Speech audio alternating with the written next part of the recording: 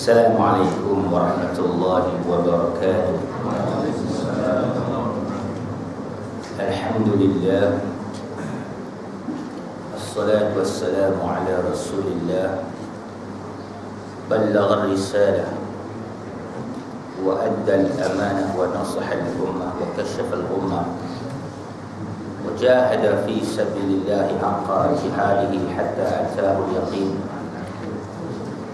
Allahumma salli wa sallim wa barik ala sayyidina Muhammadin wa ala alihi wa sahbihi wa man da'a bi da'watihi ila yaumiddin.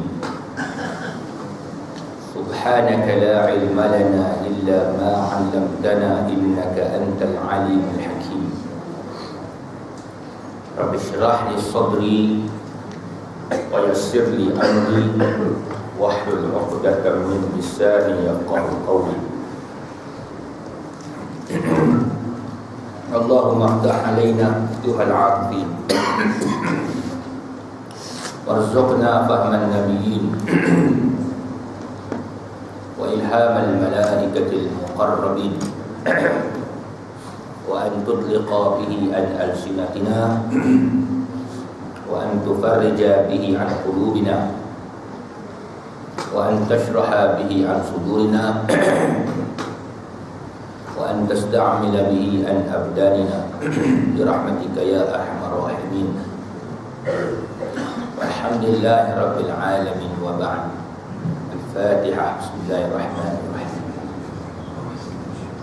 Iyyaka na'budu wa iyyaka nasta'in.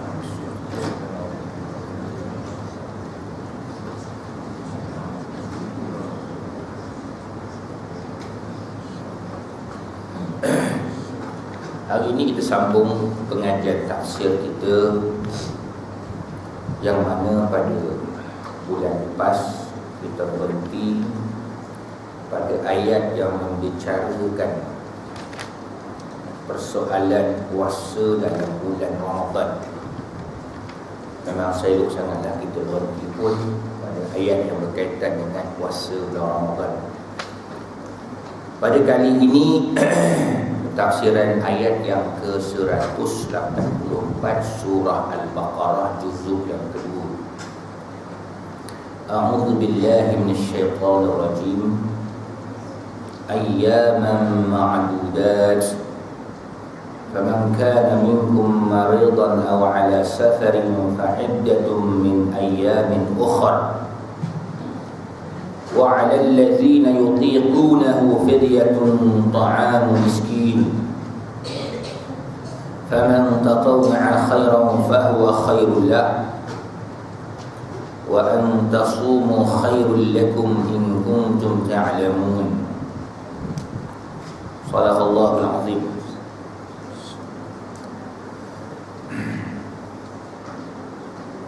Yaitu beberapa hari yang berbilang-bilang, puasa pada hari-hari yang tertentu. Maka barang siapa daripada kamu telah sakit atau di dalam perjalanan, maka hendaklah ia berpuasa. Sebanyak itu juga di hari-hari yang lain.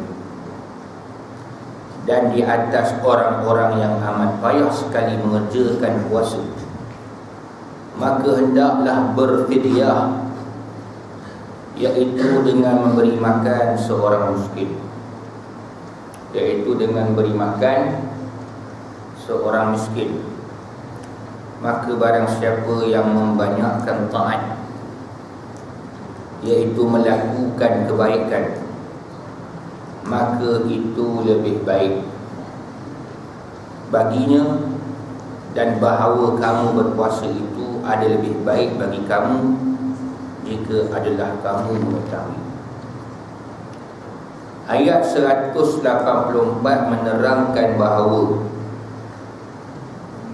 puasa yang diwajibkan ialah pada hari-hari yang berbilang-bilang atau hari yang berbilang-bilangan, iaitu hari-hari bulan Ramadan.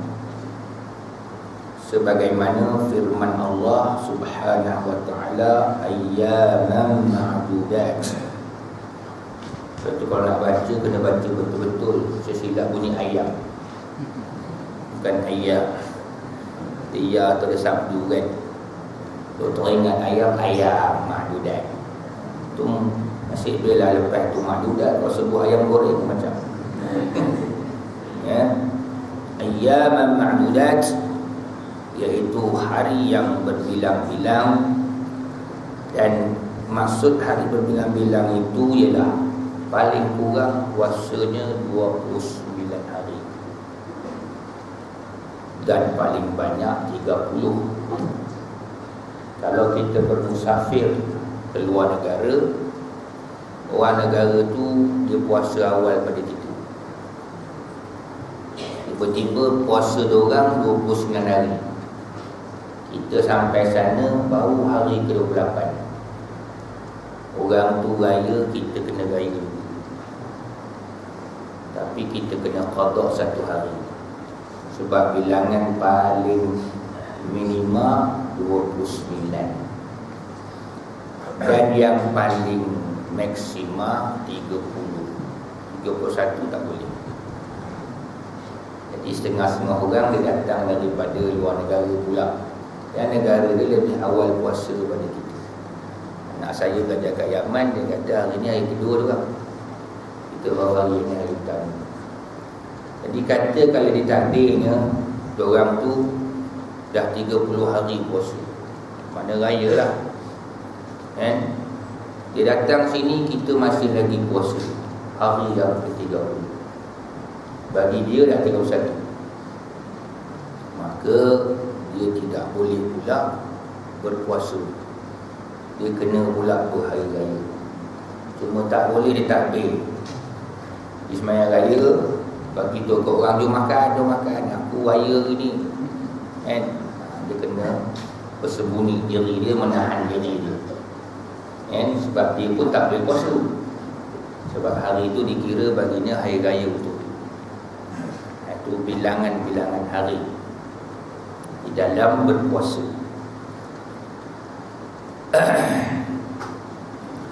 Juga menerangkan bahawa orang-orang yang sakit dan orang-orang yang di dalam perjalanan dibolehkan mereka berbuka puasa. Dia masa dia musafir itu, dengan syarat musafir itu mestilah 2 marhalah 90 km ya. Itu jarak yang lebih berhati-hati lah. Dan dia nak berbuka puasa itu ada macam-macam pendapat dalam kitab fiqh.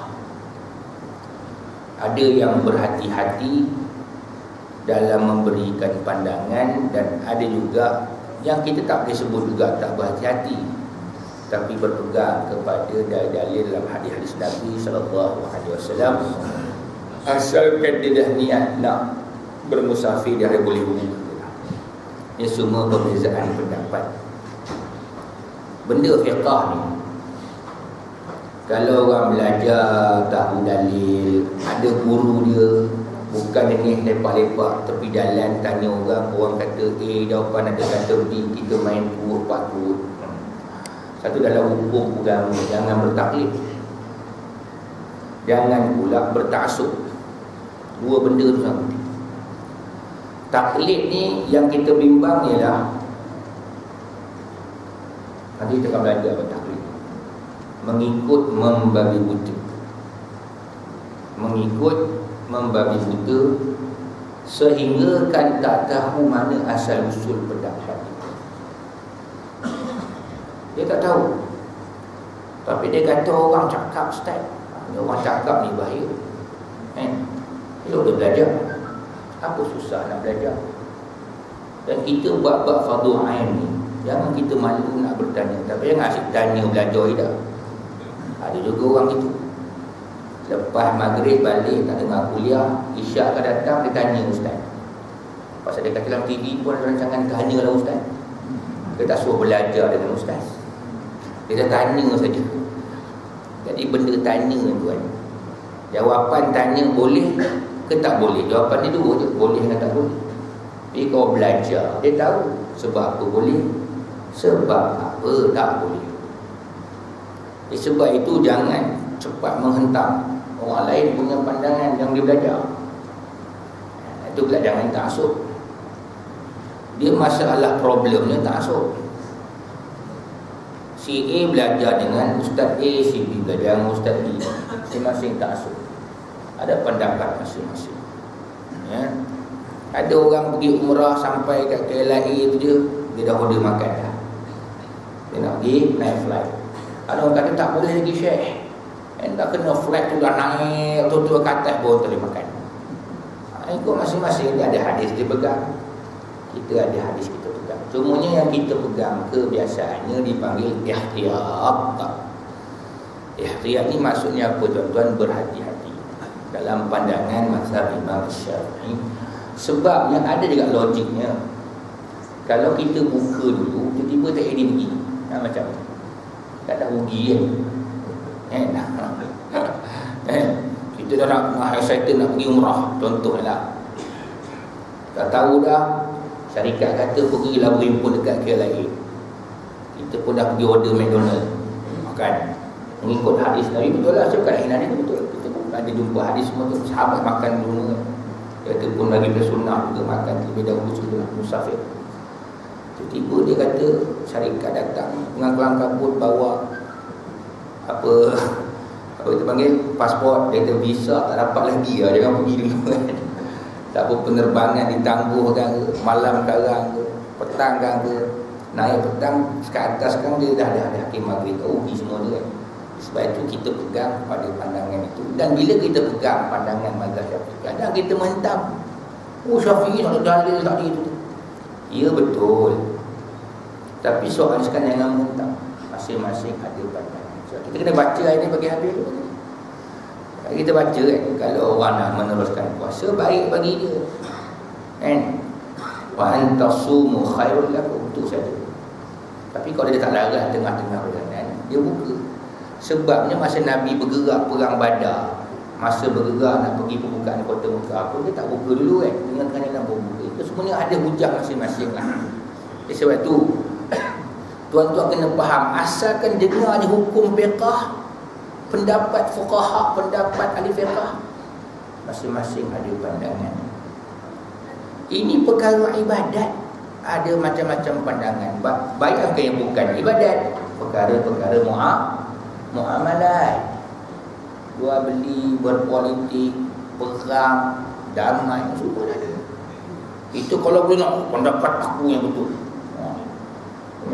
Macam kes puasa.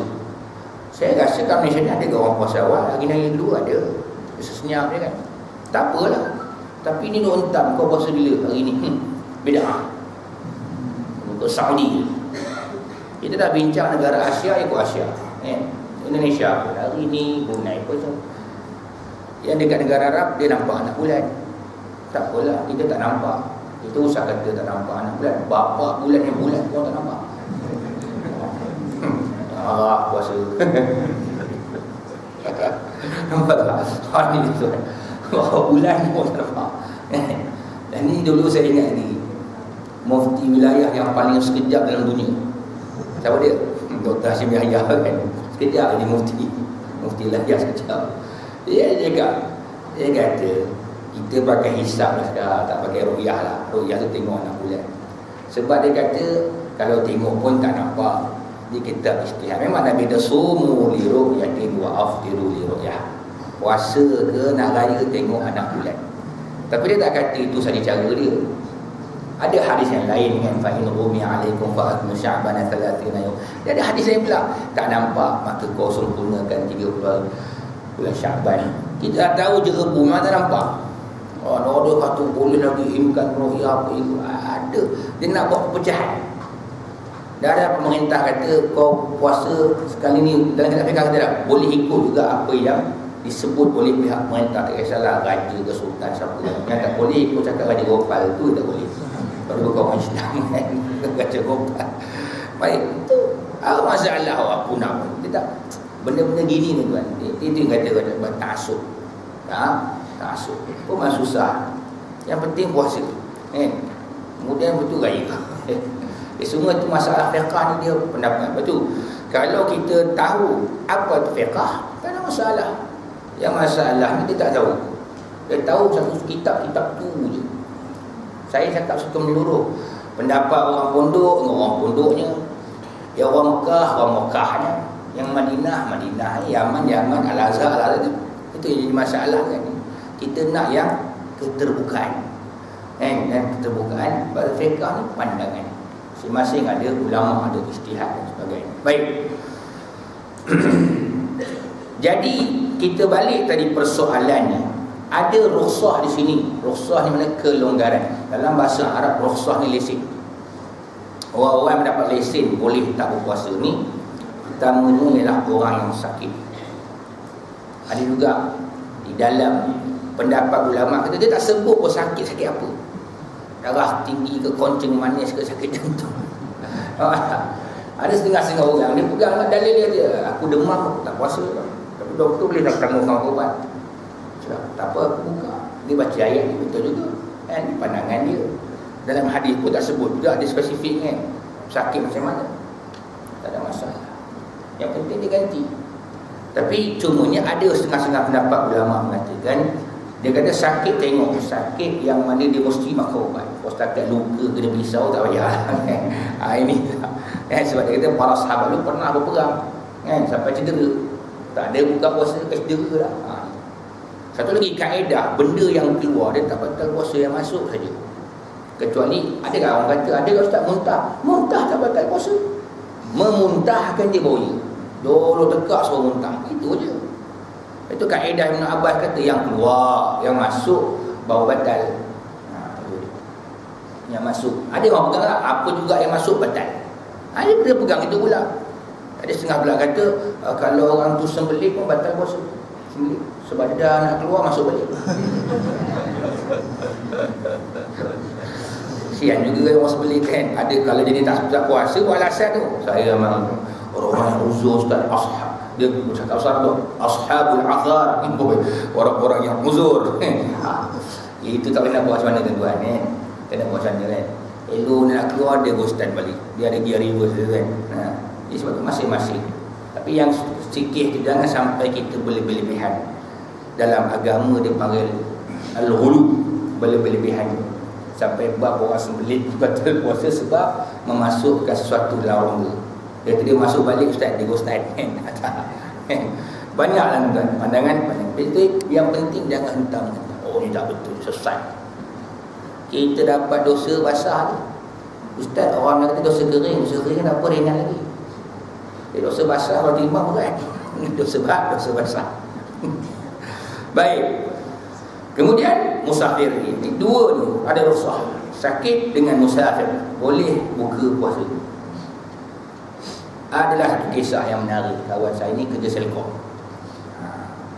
dekat Tehran, Iran. Dia nak pergi antara negeri-negeri dalam Iran tu naik flight dalam bulan puasa lah. So dia kata masa naik flight tu, elok flight tu sampai ke atas dia, pramugari hidang makan. Jadi dia tak makan lah. Dia kata aku nak puasa. Ulama-ulama Syiah yang naik flight semua makan. Ada yang kata lah, oh ni apa lah wali sunnah, buka lah rukhsah ada. Itu dia nak puasa, dia teruskan. Dia mampu puasa. Dia rasa naik flight tak balik. Tak apa, itu pegangan dia. Oh Syiah semua makan. Tak nak masalah, makan tak nak masalah. Tapi tu lah, hentam-hentam. Yang penting Syiah mesti hentam sunnah. Sunnah pula hentam Syiah. Itu tuan. Baik. Dan diwajibkan pula berpuasa qada pada hari lain. Siapa-siapa yang tinggalkan puasa sebab dua ni, maka dia wajib qada pada hari yang lain. Sebagaimana firman Allah, "Faman kana maridan aw 'ala safarin fa iddatum min ayyamin ukhra." Maka siapa yang sakit ataupun bermusafir, maka wajib diganti bilangan hari-hari tersebut pada hari-hari yang lain.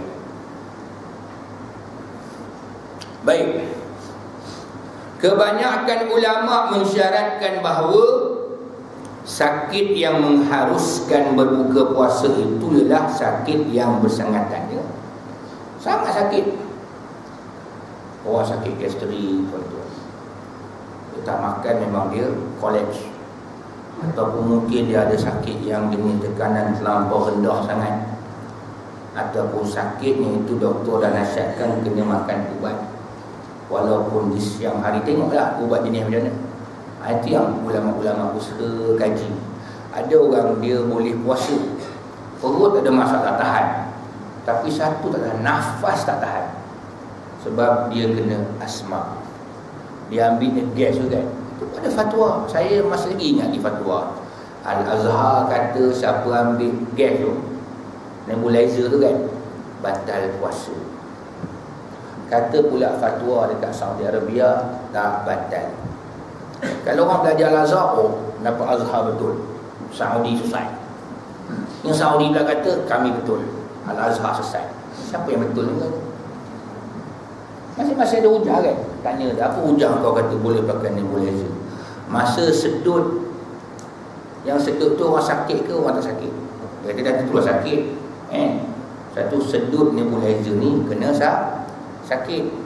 Orang sihat akan sedut nebulizer, dia akan sedut udang garam saja. Ini sedut udang garam. Jadi bila dia sedut tadi, dia pergi mana? Dalam rongga kita ni ada dua kan, saluran nafas dengan saluran makanan. Dia kata yang masuk saluran nafas, doktor bersebut, dia tanya doktor dulu, sebab yang nak masukkan gas tu nafasnya, bukan rongga makannya. Maka mereka pun berijtihadlah, berusaha nak dapatkan alasan hukumnya. Maka dia kata boleh sebab sakit. Kalau nak ikutkan masa bila lagi dia nak qada. Kalau besok pun dia siang lagi pun, hatta walaupun bukan bulan Ramadan pun, kalau sakit datang dia kena juga